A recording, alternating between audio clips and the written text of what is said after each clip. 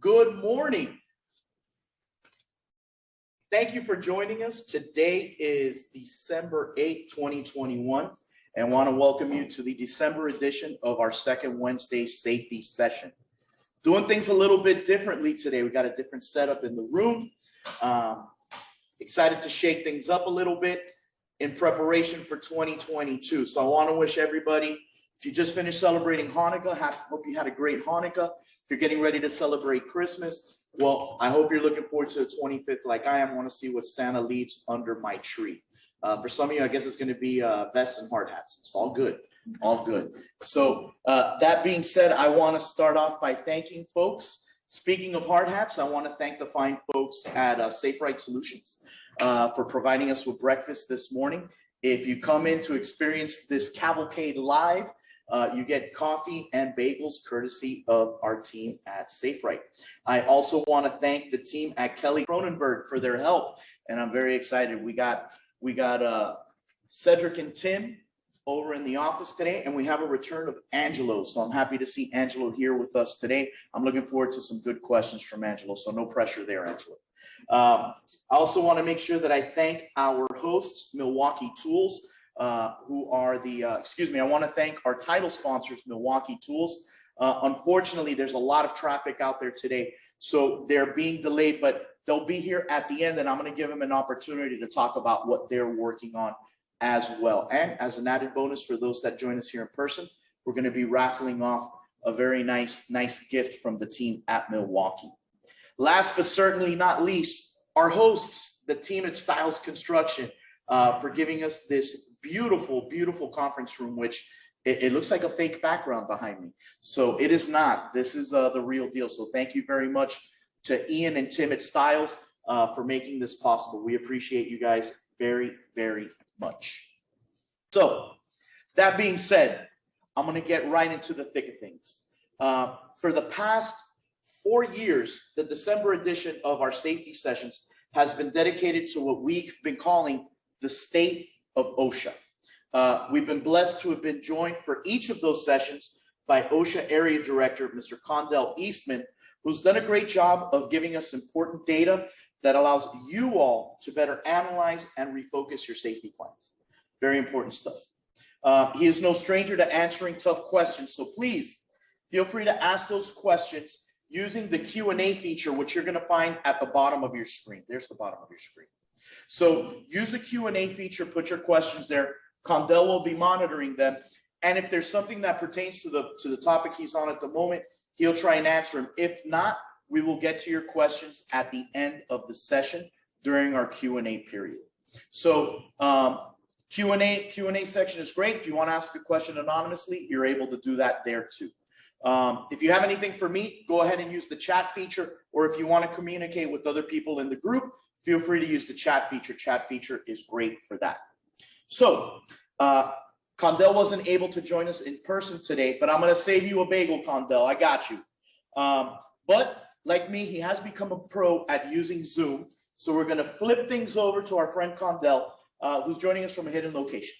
Condell, the show is yours. Thank you, sir. What an introduction. Good morning, everyone. Are the folks, can you all hear me well? Yes, we can hear you. Okay, good deal. All right, well, thanks again for inviting me. I truly appreciate the honor of joining this group every year. I think that the opportunity to share what's new with what's going on with OSHA, give some updates, answer some questions, not tough ones. Don't listen to Carlos. I'll take the softball ones, leave the hardball ones for the folks in DC. But it certainly is an opportunity to meet with our stakeholders and find out what's going on out there and give some feedback with what's going on with the agency and identify any potential concerns so that we all work harmoniously towards the safety and health of the individuals in South Florida. Today I'll have a pretty lengthy presentation. A lot of it is information that may have been disseminated before. A lot of it is new as well. I'll try to touch on various subjects. There's a lot going on with OSHA, as you're pretty much well aware. I will certainly try to put forward as much information as possible, not put you to sleep, as well as answer any questions. And hopefully, Carlos, I'll tell you this, is that we're looking to hire, replace Virgie at this time. So, and I'm trying to see which screen I'm sharing. Are we seeing the right screen? Let's see. So that Condell, you were fine. You were looking good. You can do what you were doing before. Okay.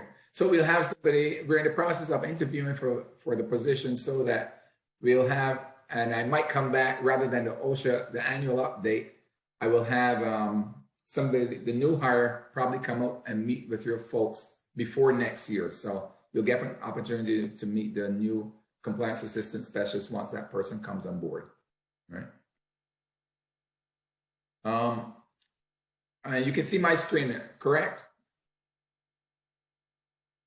Yes, sir, we can. Okay. All right. So, so in essence, this is, we all know that the OSHA's mission is to ensure that safe and healthful work environment for all employees. The good news is that worker fatalities in America are down. When in 1970, when the OSHA Act came into being, you had 38, and now in 2019, we're looking at 15 fatalities per day. Similarly, workplace injuries and illnesses are down from 10.9 per 100 workers in 1972 to 2.8 per 100 in 2019. But as we all will agree that any injury or any death at a workplace is one too many.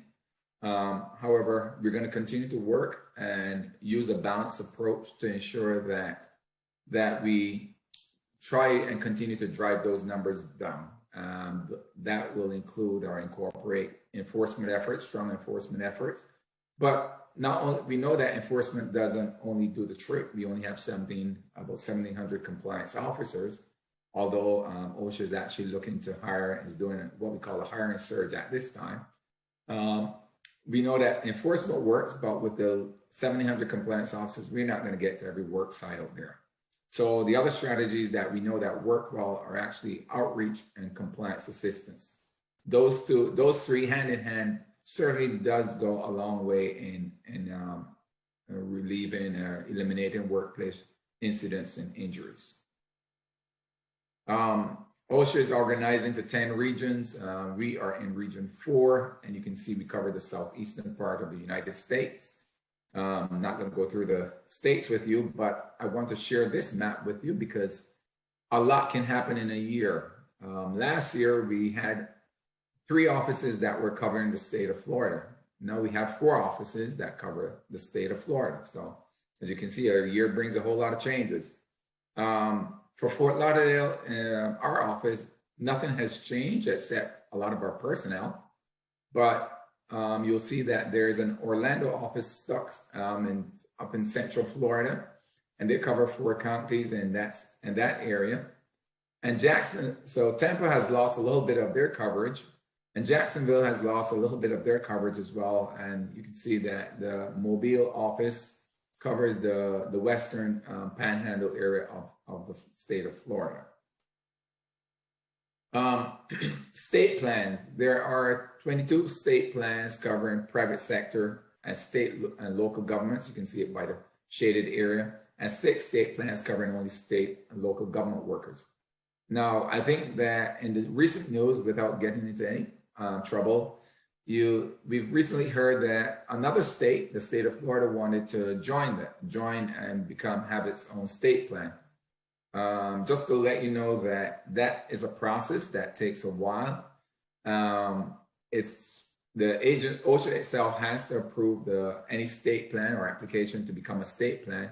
But the most important thing that is the takeaway is that state plans must be at least as effective as federal OSHA.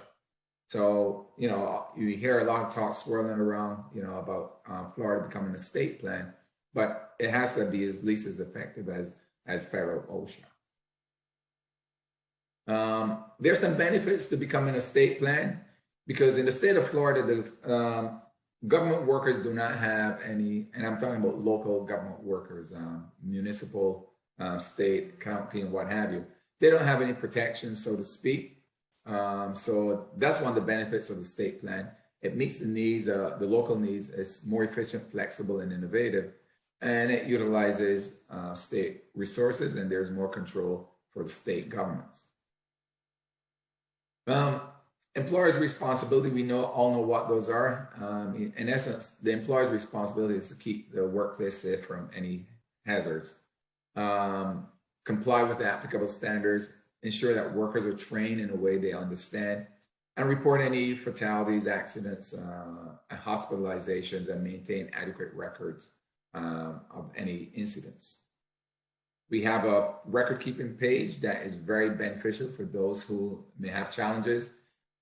Many of you on this call don't necessarily do the record keeping, but a lot of your folks that work with you do perform the record keeping task. And sometimes if you hire new individuals, they may not be quite clear on what they need to do. But we have a tutorial page, a web page that tells you just about everything on record keeping and how to ensure that you're complying with the record keeping requirements. We all know that you have to report a fatality within 8 hours, hospitalizations, loss of an eye and amputation within 24 hours of that incident. So those are the basic record keeping requirements for the agency. And the best way to notify us of any of such incidents is either through calling the local office, doing the 24-hour hotline, or doing it online at the osha.gov/report. We're coming up to the end of the calendar year, which means that finalization of the OSHA logs is going to be important, and submission of the OSHA information is going to be necessary. So come January, February is when it needs to be posted. But as you are aware, for the past several years, employers had to be submitting the information electronically as well into the OSHA injury tracking application. I'm just going to peer into I see there's something in the chat. Okay. All righty. Workers' rights. Employees have a right to report unsafe conditions and injuries to management or to OSHA. Workers have a right to assist OSHA in an investigation, request training, or request personal protective equipment. And those requests any communication should be free of retaliation. Retaliation could go from reduction in pay of hours, being fired, laid off, suspended, reassignment, discipline, or demotion, threats, harassment, intimidation, even blacklisting from hiring. You know, somebody reported, and you tell your competitor or somebody in the industry, hey, don't hire Joey because you know what, Joey talked to OSHA when they were doing a fatality investigation at our worksite, and we got hit with a fine of over whatever the number is. So be careful with Joey. He'll tell OSHA anything, you know. So you can't do that. Just like to show the number of inspections that we've conducted in the over this past several years. You'll see that in 2020, there was a significant decline in the number of inspections, and of course that has been a result of COVID. This year, and our fiscal year goes from October 1st through September 30th. We expect to see an increase this coming year because we are doing, there's multiple factors. One, we are hiring more individuals. We know how to deal with the pandemic. People are getting vaccinated. Our compliance officers are prepared to go out and do inspections. They're protected. We have given them the right tools and training so that they can work in a safe manner. And the country is opening up. I mean, last year, the country closed down for a significant period of time. So now we're getting back to normalcy, thank goodness. So we'll see an uptick in the number of inspections. I think we're projected to do like 30,000 inspections, I think it is, for fiscal year 22. And our office is projected to do roughly about 600 inspections for this fiscal year although I suspect that with increased personnel as we continue to hire, we will see those numbers slide upwards as the year goes on, because we're still in the first quarter of our fiscal year. Another stat I would like to share with the group is, and this is as of 3/5/21, and this is for fiscal year 20, the top 10 violations in construction. And it seems to be, I mean, you can probably understand why. It's usually fall protection, scaffolding, ladders, fall protection, training, eye protection, general safety and health provisions, head protection, specific excavation requirements, hazard communication, and fall protection criteria under 502. And that seems to be consistent year over year in terms of the construction industry. And another point I want to highlight, and this is only because we're still getting people killed in excavations, is that these are the violations that we've seen, the top violations in excavation, where you had protections from caving, and doubling the next one, which is the means of egress. People are still getting hurt, people are still getting injured, and we have to make sure that employees are protected from the hazards associated with excavations, because the majority of the time excavation and accidents result in always have a bad outcome for the most part. Usually the person ends up being in a bad situation and losing their lives. Just want to touch on the inspection process. When a compliance officer shows up at a work site, the compliance officer is supposed to show you their credentials or some type of information. In our case, I'll just have to let you know that sometimes it takes a while to get the credentials from the national office, because that's how they're processed. But our people are ready to go to the field, and sometimes I have to issue a letter to them to verify that they are who they are. So if a compliance officer shows up at your work site, they should be prepared to show you some type of documentation, more than likely their credentials, or some type of verification that they are there on official business. And you as an employer has a right to say, hey, hold on, let me just confirm if there are any questions. If there are questions concerning the identity of the individual, of course you can call the office and verify that. They'll also required to do a walk around of the work site without significant delay. As we know that sometimes you want to wait until your manager or your legal representation you're in touch with that person to say, hey, I have OSHA on the site and they want to do an inspection. Significant delay means that you're going to come back tomorrow, or come back in 3 hours or 4 hours, or wait for me. I'm in Orlando and you got to wait till I get out of my jammies and come down to Miami. That's significant delay. You can get somebody in place to help assist with the walk around or accompany us. You'll also have a closing conference, and if there is any type of citations issued, you have the opportunity to contest the citations for or submit or an informal conference or some type of settlement is always available. The elements of a violation, we have to have an applicable standard. There must be an existence of the hazard. There must be exposure to the hazard. I mean, you can have no guardrails on the entire building or on the scaffold, but nobody's working on it. It's just sitting there. So if you don't have exposure to the hazard, then there's no elements of violation. And the last item is that the employer must have knowledge of the condition, and we look at knowledge from either the employer knew or should have known. And the should have known is usually that we expect employers to exercise reasonable diligence in identifying workplace hazards. And that goes into an effective safety and health program, something that we will not touch on at this point, but we pretty much says you got to have some control over your work site and have some understanding of what's going on at your work site. And if you can't just bury your head in the sand and says, oh, I didn't know, or I told them to go do the job and that's all you did. Violation classifications, they're classified as serious, other than serious, repeat, willful, and failure to abate. And the maximum penalties, as you can see, is $136,000 per violation.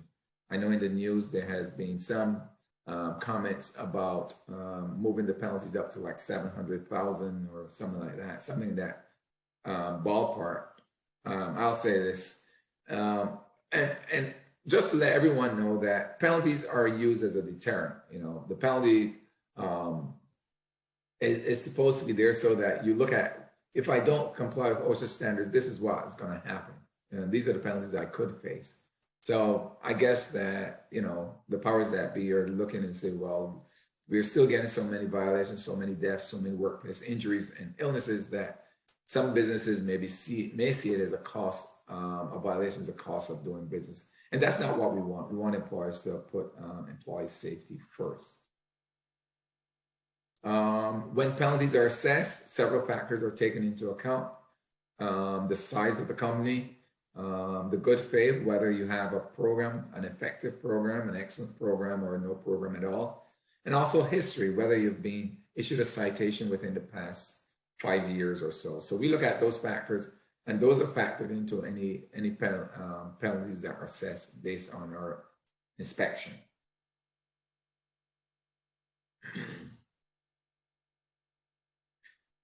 But when I just talked about penalties, but if you look at what the cost of an injury does result in, you'll see that workplace injuries and fatalities cost our economy over 170 billion, you know. So we know and we realize that one workplace injury can have a huge financial impact on a small business. You have a small business, this guy who does maybe plastering, and his main guy, he gets injured on the job. Now he has to find somebody to do this job. The guy goes out on leave, workers' comp goes through the roof. He may have to pay being a nice employee, he chooses to pay the medical bills and expenses and what have you. And that can put a small business on the brink of going out of business. So it's always important to think safety, because a harness, a lanyard, or some type of fall protection doesn't cost that much, but a fall can cost you a whole lot. And that's why we always say safety pays. By doing it the right way in the first, at the outset, saves a whole lot of money and heartache and pain all the way from the top to the bottom. So we want employers to start thinking about safety and how, I know employers think in dollars and cents. You're in business to make money, and we are happy for that. This is the United States of America. We love the country. So in doing so, when you're doing your business and trying to, have your business flourish, always think about the safety component, because it's not that costly to put safety measures in place, but it's much more costly when you have a workplace accident. We have a web page that talks about safety pays, and this program uses a company's profit margin, and you can go through it, and it allows the user to pick any type of injury from the drop down into workers' comp costs, and let you know how workplace accidents, or how costly workplace accidents are, and what a burden they can cause on the business. When we go to construction sites and do our inspections, we have something called the Focus 4. And the reason for the Focus 4, which are falls, which comprise 36% of all total fatalities in 2019, struck by 170 of the 709 electrocutions, which any type of electrical hazard, especially coming in contact with an overhead power line. I tell you, very often our folks see employees erecting scaffolds, and power lines are passing through them or next to them, using tools with metal handles, and they're within a couple of feet of the overhead power lines. Or even in when you're wiring homes and that kind of stuff. I don't know if I have any electricians on the call, but a lot of times we find that electricians tend to, and this is just what I hear, is that electricians tend to take chances when it comes to working with electricity. I just have to tell you, there's this one case we investigated where this guy doing overhead power line work, and they were practically done for the day. And it seemed like this guy was just posting something on social media. He wanted to post how the arcing, he was making the lines arc. So he finished, went back up, and he was taking a selfie with him making causing an arc to occur. And he didn't make it home alive that day, I'll tell you that, not very smart, so you have to be mindful that employees do silly stuff as well. And that's why as employers, you have to be really focused and intent on what they're doing when they're out there. We have a web page that has lots of information on the Focus 4 hazards. Please take advantage of it. It's very important and very informative. Training, we talked about that. It has to be provided. One of the things I want to just remind you that we have OSHA would show up at your work site for two reasons. One, because there's an accident. Well, three reasons. One, because there's an accident, be it a non-fatal or fatal accident. The second reason would be as a result of a complaint. And the third reason is because it's a schedule or program inspection. The program inspections are they're determined based on the hazards of a particular industry. And as you can see we have program inspections based on national emphasis and also based on local emphasis. The national emphasis programs, they've been in place for the most part. The only new addition to this list, as you can see, number 2, which is the coronavirus, where we have an emphasis program on COVID-19. But we're still looking at combustible dust, hazardous machinery, hexavalent chrome, lead, primary metals, process safety management, which is PSM, ship breaking, trenching and excavation, and silica. And our regional emphasis programs, we are still looking at overhead power lines, falls, landscape, noise, lead, poultry processing facilities, powered industrial trucks, maritime, sanitation and cleaning operations, and food and kindred products facilities. Just to touch on what would be a presentation in this era without talking about COVID. We've been going through this for over a year now. COVID, we are close to a year, I should say, where we have come up with guidance in conjunction with the Emergency Temporary Standard for Healthcare Facilities. And in addition to the healthcare facilities, we have guidance on all facilities. And what I just want to say is that the main thing, if there's one thing that you do as an employer, is to make sure that you follow CDC's recommendation or guidelines. I mean, we had the Delta variant I still have the Delta variant, let me just correct myself. But now you have an Omicron variant, which you're still looking at in terms of how it's transmitted. It seems to be transmissible, more easily transmissible. In terms of severity of illnesses, it's not clear yet. Hopefully it's not as severe in terms of the illness it causes. But nonetheless, it seems like we're going to be dealing with COVID for a long period of time. And as the experts say, and the scientists say, take the necessary mitigation methods that we've been using to keep ourselves safe. Take the vaccines, encourage individuals to take the vaccines. Also wear masks in indoor settings, do social distancing as we've been doing. And testing has been proven to be effective. So if as an employer in your setting, you can do those things, for the most part, you should be keeping the workers safe. We place emphasis on manufacturing and meat and poultry and seafood processing, and we continue to emphasize the vaccines and a multi-layered approach to keeping workers safe when it comes to coronavirus.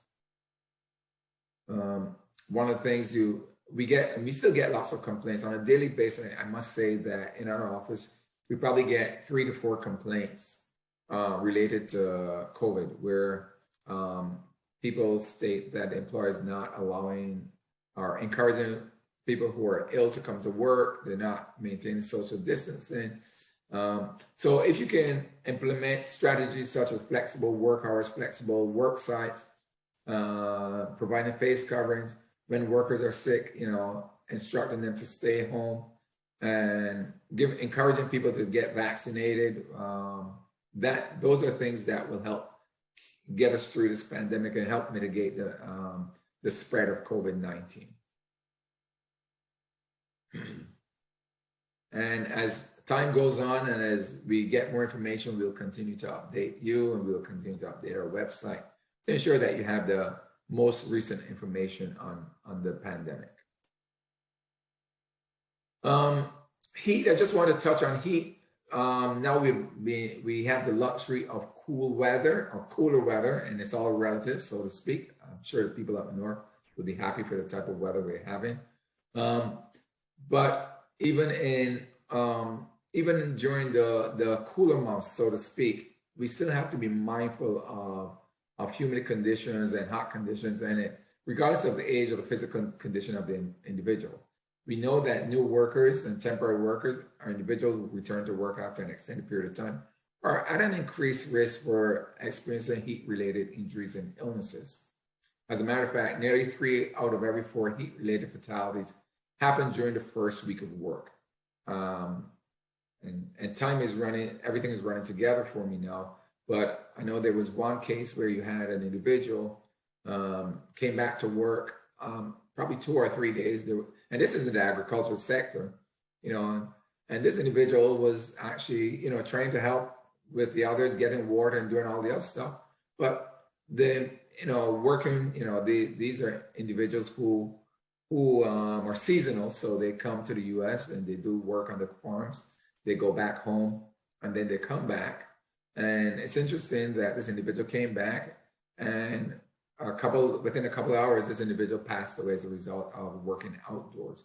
So it's important that we ensure that workers are acclimatized. If you're bringing on somebody, they just moved from up north, or they just came from outside the US, or just coming back to work, because they may have been working in a place where it has been cool, and now they're maybe in a cold storage warehouse, and now they're putting them out in the hot sun. And even though it's not 100 and something degrees, you still have to be mindful that this person can suffer from heat-related injuries and illness. Some of the signs of a medical emergency would be abnormal thinking or behavior, slurred speech, seizures, and loss of consciousness. And if a worker experiences headache or nausea, weakness or dizziness, heavy sweating, hot and dry skin, any of those items, you want to make sure that you give them water to drink, remove any unnecessary clothing, and seek medical attention. But the important thing is to act quickly, and when in doubt, call 911. Don't tell them go sit in the shade. And the case that I was just mentioning, we had a couple cases where it says, "Oh, go sit and relax in the shade." And the individual is obviously who's impacted is not thinking straight either. So they're thinking, "Oh, I'm just going to go sit and relax." But by then, their core temperature has gone through the roof and has impacted and it result in that person's demise. Workplace violence, we still get many of these. As a matter of fact, when I look at the data, one of the things is that workplace violence in the workplace accounts for, let me see, we had 5,300 fatalities in 2019. Workplace violence deaths accounted for about 2,000 of those fatalities. And not quite 2,000, but very close to that number. And interestingly enough, as a segue, we find that the majority of people that were affected by workplace violence, the majority of them were females. So, and it is a workplace hazard. It's a difficult one to address, but it's not impossible.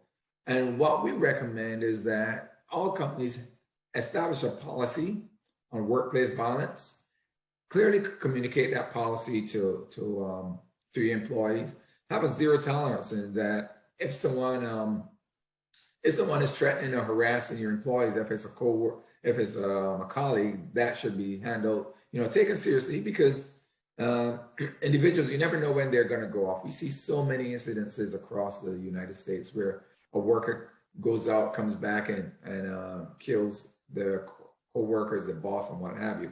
As a matter of fact, there was one back in June, I think, somewhere out in Clewiston, where this individual, it's such a sad story that you had this gentleman who was working for the company for many years. He was probably close to 80 or something like that. He got laid off. He went out. You have to look for signs of it. You have to put strategies in place. Training and education is important. And if there's any question, sometimes it doesn't rise to the level of if somebody's working without fall protection or working in an unprotected excavation.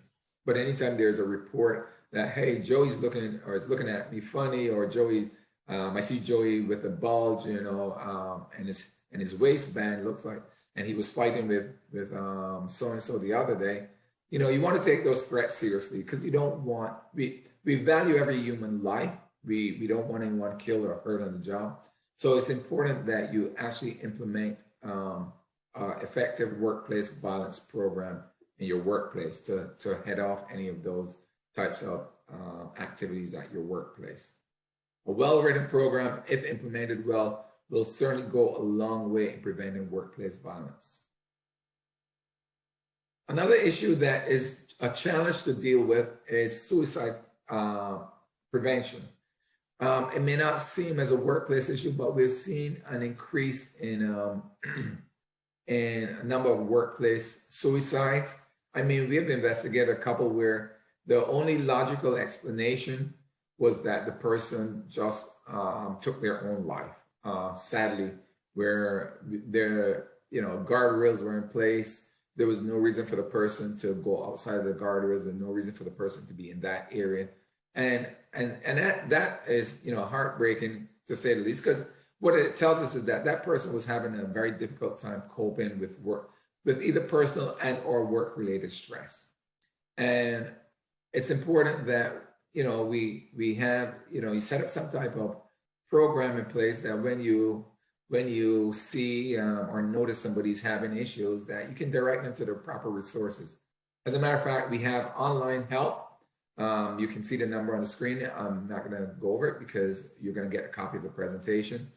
But the agency is, and we're looking at ways to productively work with our stakeholders and other agencies to shed light on this problem, because it's an issue. Anytime somebody thinks about taking their own life, you can imagine the impact that would have on their family and their coworkers and everyone around them. Because it certainly is, it's a sad moment in that somebody actually takes the final step to take their own life, or even think about taking their own life. So that's something to be mindful of. I wanted to raise it at this discussion because it's becoming an issue more and more, and we just encourage the group to take a look at such situations. Temporary workers, we always say that temporary workers should have the same protection as your regular permanent workers. Both the host employer and the staffing agency are responsible for the safety of the workers. We can see that there are many 70 million temporary and contract employees are hired by U.S. staffing firms over the course of a year. Reason why it's important is that we found that temporary workers are at an increased risk of injuries. Because sometimes as a host employer, they don't necessarily have the same commitment to temporary employees, and it may not necessarily it may be subconscious, because you say, hey, I'm just getting Johnny coming on and he's going to help out with cleaning up the debris from the work site because my other guy called out today. But then Johnny decides, some guy calls, hey Johnny, can you give me a hand? And Johnny goes up on some type of platform and falls off because he wasn't properly trained or told not to go up there. The proper protocols weren't in place. So it's important to ensure that temporary workers are treated the same as permanent workers and get the same levels of protection in terms of training, and necessary personal protective equipment. We have lots of information on our website for temporary workers. We have bulletins. We actually have an alliance with the American Staffing Association to ensure that we get the word out to the staffing agencies as well, so they can give some training to their temp workers before sending them out. Another vulnerable group that we know needs the necessary protection are the youth workers. I was looking at some statistics as I was preparing the presentation, and would you believe that every minute, at least a worker between the age of 15 and 25 is injured on a job. And we can say on average, every day a worker is killed. And let me just put it in perspective that 1.2% of all workplace fatalities incorporate workers under the age of 9. Incorporate it is a teenager, just to put it that way. So can you imagine, and many of us in the group may have kids, young kids, teenagers, or what have you, that your teen child goes out and loses their life, and we have 1% of that population losing their lives trying to get into the workforce and earn a living just to get some pocket change, or even help their parents feed the families, and that's something that is gut-wrenching as well. So important to ensure that the youth workers, they come out, they think they're invincible. You've got to make sure that they're trained, receive the proper training and PPE, because they'll do just about anything. I remember when I was a kid and looking for a job, I'll do anything to earn that extra money to do whatever. So they're not thinking safety first. We have to keep that in mind, that youth workers are just as vulnerable to being injured at their work site.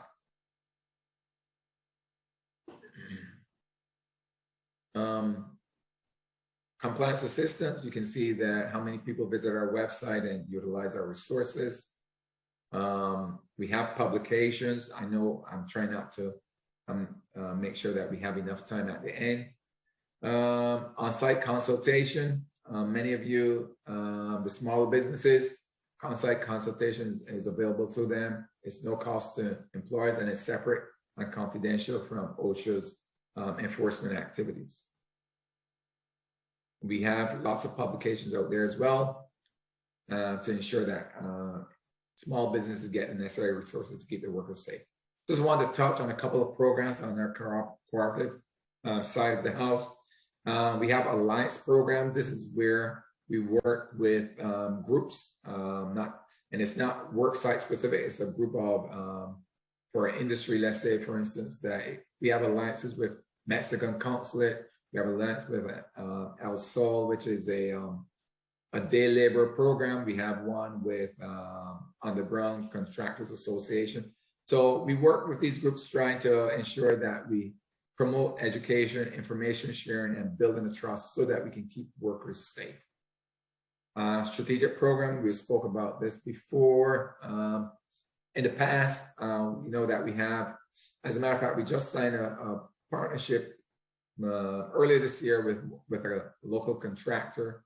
And the partnerships as a collaborative way of us working with that company, and we work alongside the University of South Florida to ensure reduced worker fatality, injuries, and illnesses. And typically these partnerships are when you have a project that lasts a year or longer. Vpp programs, this is for participants who exceed OSHA standards. This is for companies who develop and implement effective programs. And currently we have over 1,300 federal VPP sites and 767 state VPP sites. And as you can tell, it reduces the impact of VPP is that we've seen a reduction in injury and illness by more than 50%. The OSHA Challenge Program is an avenue for employers to develop and improve their safety and health programs. People can volunteer. You have a volunteer administrator provide mentoring and training. And these challenge programs, employers sometimes they graduate from the OSHA Challenge and go on to achieve VPP recognition. So it's an excellent program for those companies who want to move up through the process and become a VPP, or just want to have a good safety and health program as their motive for joining it.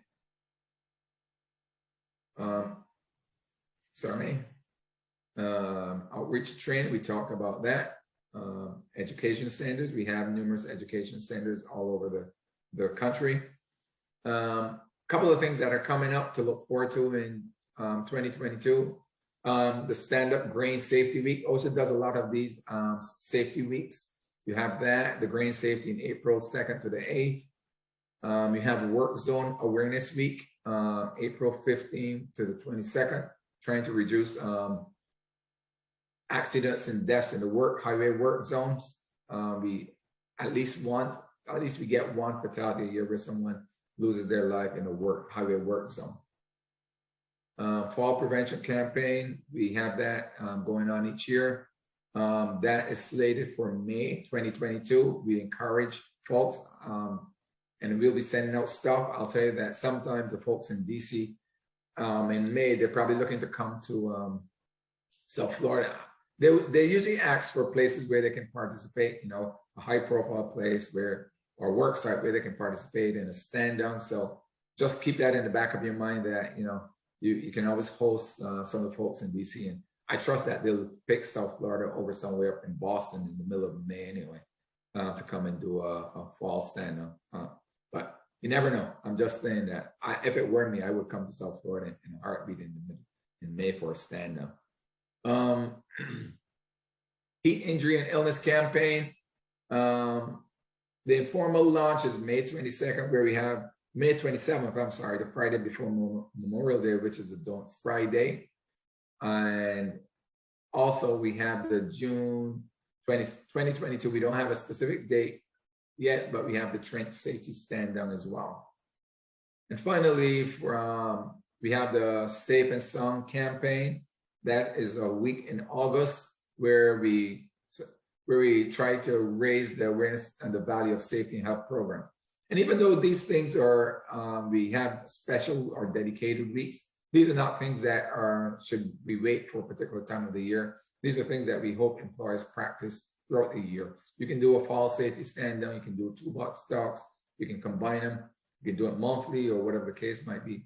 As a matter, the more the merrier in terms of raising the hazards and the awareness and at the work site. Safety and health program, we know that is key to the company's bottom line because it reduces the risk, likelihood of injury and illness. And it takes an approach by everyone, by management and workers, and it's a systematic way to finding and fixing workplace hazards. Quick takes, our free monthly e-newsletter. Please feel free and sign up for it. You can sign up for it at OSHA.gov. And finally, we have a duty officer. If you have questions today, later today, next week, whenever, feel free to call our office, send us an email. There's you can send questions, submit questions to our website at OSHA.gov. And that's it for me. Any questions? Let me peer in the chat. Yeah, absolutely. I'm surprised we don't have any questions. Folks, feel free to go ahead and use that Q&A feature that you got at the bottom of your screen. You can submit questions there anonymously if you like. And I've got a question for you, Condell. Yes, sir. Are there any specific areas of focus that you're going to be hitting on over the next few months? Are we going to be looking at silica? Are you going to be looking at silica as an issue, or anything that our members need to be more aware of in the coming months? Well, good question. The heat is one of the things that is a big focus for this administration. We have a heat initiative. They're actually thinking of looking at proposing a heat standard. And being in South Florida and being with all the injuries and illnesses related to heat, that's why I mentioned it in the presentation. That is going to be a big focus next year because just about every complaint or every injury that we receive related to heat will result more than likely in an on-site inspection. Sometimes in the past, depending on the nature of it, depending on the resources and what have you. We may have handled some of them as phone and fax, but as we are fully aware that heat hazards not only occur because a person is breaking stone or whatever the case might be, but in landscaping and also in indoor facilities as well. So that's a big focus of this current administration. We're going to continue to focus on the other things. And the point you raised with regard to our focus, I think it goes hand in hand with the fact that we had lost a significant amount of staff members because of retirement and transfers and promotions and what have you. So now we have a bunch of individuals who are coming on board. So you'll see that we are doing a lot more enforcement activity. We're still going to focus on fall hazards as we normally have. Excavations, we'll look at that as well. But it's going to run the whole gamut. But heat is a big issue for this administration. Awesome, thank you. We do have a question here from the group. We have a question from the great Angelo Filippi. Mr. Filippi, be loud, please. Good morning, Condell. You hear Good morning. me? I can barely hear you. I can come up. No, you're good. Go ahead. Okay. Can you hear me, Condell? How are you, sir? I'm well. How are you? Good to see Pretty you. good. My question, I have a couple of questions, and they're both COVID related. I'm getting a lot of questions from clients about reporting issues. So, for example, an employee contracts COVID and is hospitalized. Under what circumstances would OSHA expect that employer to report? Okay. COVID did not change the reporting requirements for hospitalizations. And why I say that is that an employer has to report a hospitalization of an employee within 24 hours if that hospitalization occurred within 24 hours of the event. Now, the uniqueness of COVID is that what we experience is that employers sometimes say, well, this didn't occur at work. I don't know if it occurred at work. And that has been a challenge for employers. And what we ask employers to do is ensure that they do contact tracing, the best contact tracing available to determine whether or not the COVID, the employee contracting COVID was work related. The other part of it, Mr. Filippi, as you know, is that more importantly is if the person dies as a result of contracting COVID, because you know that you have to report that within 8 hours of workplace fatality. And workplace fatality has to be reported within 30 days of the, of the incident. So COVID creates a challenge for reporting, but what we ask employers to do is to ensure that they do adequate contact tracing to determine whether or not the contracting of COVID was work related. If my employer, Hold on 1 second. Go ahead. if my employer says to me, we've implemented all the CDC guidelines, we've implemented the protections, we've had no other instances of COVID in the workplace, so it doesn't seem like the exposure occurred in the workplace. So we don't think we need to report this to OSHA. Mm-hmm. Would that be a reasonable avenue? I mean, you kind of put it in, you summarize it in a nutshell that the employer has done the necessary contact tracing, and he or she has concluded that the COVID was not work related, it was community acquired versus work acquired. So if that's the case, the employer does not have to report it. Thank you. One other question, and I'm not sure this is timely for you yet, but as you know, Florida has passed a law with regard to vaccine mandates, which in terms of exceptions is a little broader than the ETS. What are the thoughts of OSHA at this point in terms of how to reconcile the two? Well, what's happening is that, as you know, the vaccine mandate question is making its way through the courts. There's litigation ongoing. So at this time, I can't speak to that. We believe that the vaccines do protect workers and keep people safe, but we have to wait until everything is resolved through the legal process. Thank you, Condell. Sure, we got another question here. Regarding reporting an incident with the 24 hours, in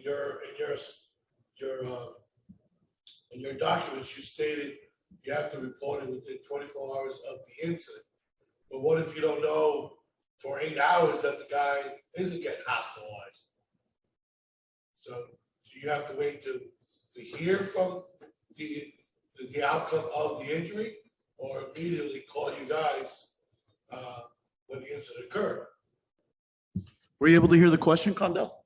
I heard part of it, but if you can repeat it or summarize it for me, Carlos, I'd appreciate it, or have him repeat it. So Fernando's basically asking, and let me know if I get this right, that does he have to report upon the injury occurring, or can he wait until the outcome of the injury is known?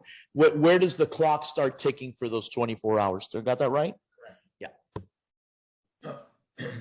So the requirement is that and we're talking hospitalization, we're not talking fatalities, because it's within the 24 hours of when you are aware that the hospitalization occurred. Correct. There you go. So I'm sorry, Condell. Just a point of clarification. Reporting and recording are two different things, because you still have to record any work-related injury or illness. It's the reporting requirement that has that 24-hour time or 8-hour time for fatalities. Right, but I think the question is a little different. Does the reporting requirement does the time start running when the employer has notice of the hospitalization, or when the incident actually occurred? I think your question, Angelo, is when does the employer have to report? So let's say, for instance, let me just give a scenario that may clarify it. Let's say, for instance, that somebody gets hurt on the job, something happened, there's an incident at the job, right? And the person gets an infection maybe 3 or 4 days later, and there requires an amputation or requires a hospitalization. My understanding, and I'll double check this, if I'm wrong, I'll get back to you. My understanding is that if the hospitalization does not occur within 24 hours of the incident, then there's no reporting requirement. That clarifies one issue, but right, it still doesn't clarify if, let's say, someone is injured on the job, okay, and they go to the hospital, to the emergency room. They may or may not be admitted right away, okay? So we want, my question, and I'm thinking this was the issue initially, does the reporting requirement of the 24 hours start to run when we find out they're admitted, or does it start to run when the accident occurred at the workplace? I think it's within 24 hours of the accident occurring, a person becoming hospitalized. And this is a problem that we run into, and I have to be upfront with you. The problem that we run into is that sometimes you have employees working for a particular employer, and then you have somebody else who's running their workers' comp program, and the two and the communication, the ball is dropped somewhere in between, and the communication is off. So the employer may not know within the 24-hour time period that that person has been hospitalized. Even though the person is hospitalized within 24 hours, the employer never gets the word because a third party is handling that information for them.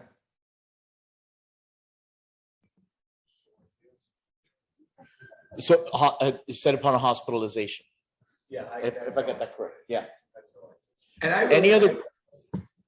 And And I can clarify that and send it out to the group. I'll make sure I research and then send it out to the group.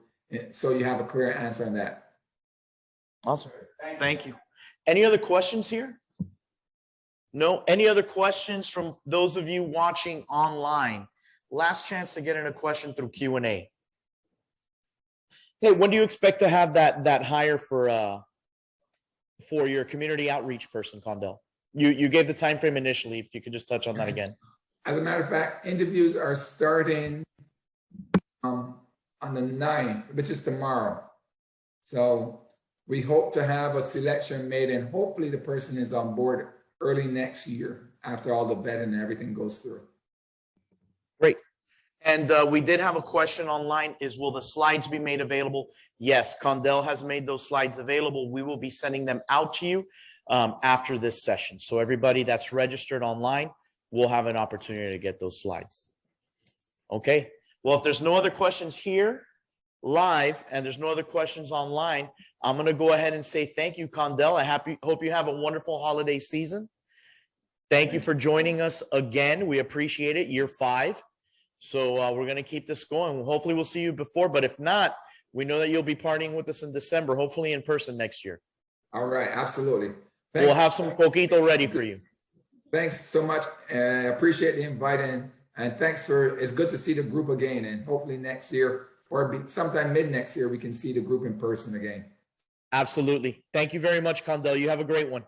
Thanks, you too. Take care. So one of the things we didn't get a chance to do was we didn't get a chance to talk about what we're doing with Milwaukee. So I want to make sure that our Milwaukee rep is able to come on up and talk about what they're doing. I told you guys traffic was a bear. Look at everybody we got behind us now. So I'm going to bring up Mr. Roger Flores, who brought a couple goodies for us. Wait, we're giving out only one? You brought 2 with you. Oh, you had one committed. So for those of you here in line, this is what we're going to be giving away, but I'm going to turn things over to our friend Roger. Roger, go right ahead, sir. Hey, good morning, guys. My name is Roger. I'm the territory manager from Milwaukee Tools.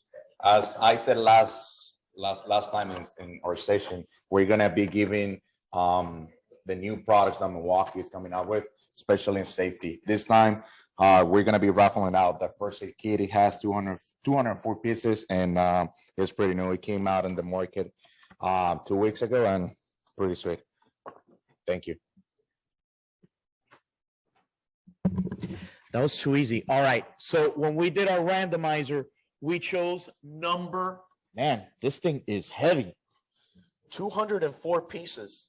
I like it. All right. We're handing this out. So we are looking for person number 9. Can you give me a name, Miss Vanessa? Rosario Dotson doesn't need any of these. I do actually. You do? All right. Here we go. Thank you, Rosario. Thank you. There we go. So I want to thank everyone for joining us today. Thank you for closing out the year with us. It's our final safety session of the year. Let me get my thank you list here. So I want to make sure that I thank the members of our safety committee for a fantastic year.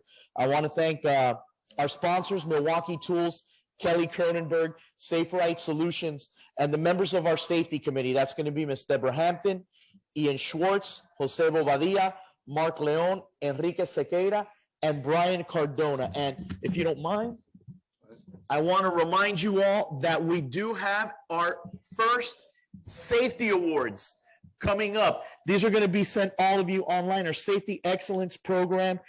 We need to have your submissions in by January 31st.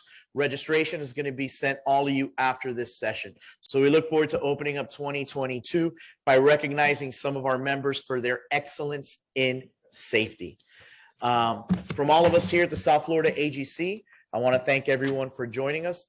Have a great holiday season. Have a wonderful new year. And we'll see you back here on Wednesday, January 11th, I believe. So thank you all very much. Have a great day. Bye-bye.